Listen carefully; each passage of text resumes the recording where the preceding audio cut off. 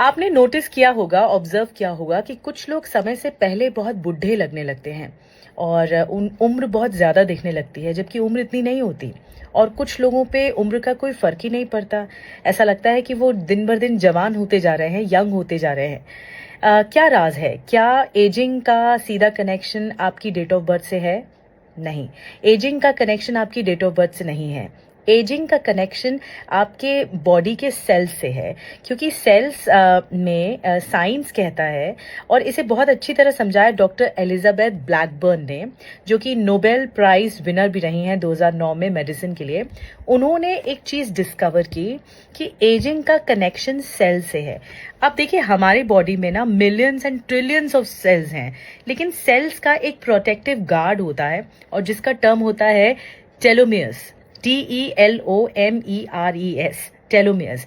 ये टेलोमेयर कैसे होता है? ये एक तरह से कैप की तरह होता है डीएनए पर। और वो कैप क्या होता है? आप जब जब सेल्स जो हैं, विभाजन होता है उसका, डिस्ट्रीब्यूट होते हैं या फिर अलग अलग फॉर्म में सामने आते हैं, तो वो जो टेलोमियर्स हैं वो कैप की तरह होता है।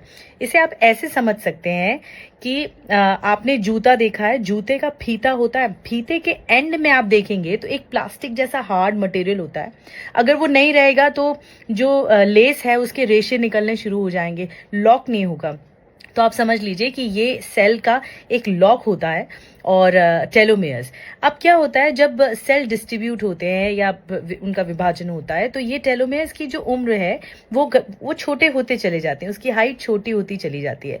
लेकिन इनमें एक काबिलियत होती है कि वो अपने आप को रीबिल्ड करते हैं, कि अगर आप हैप्पी हैं, अगर आप सेटिस्फाइड हैं, अगर आप पॉजिटिव थिंकर हैं, तो आपके ये जो टेलोमेयर्स हैं, जो एक पार्ट होता है आपके डीएनए का, वो अपने आप को रीबिल्ड करता है।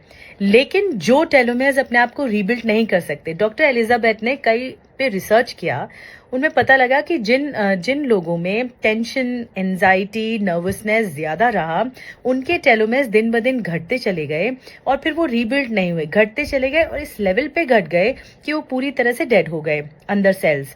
और जो लोग हैप्पी रहे, जो लोग पॉजिटिव थिंकर रहे, जिनका माइंडसेट अच्छा रहा, जो एवरेज हफ्ते में 7 दिन होते हैं, एवरेज 5 दिन अच्छी थिंकिंग रखते हैं, उनका टेलोमेयर्स पता है रीबिल्ड होना शुरू हुआ, रीस्ट्रक्चर होना शुरू हुआ।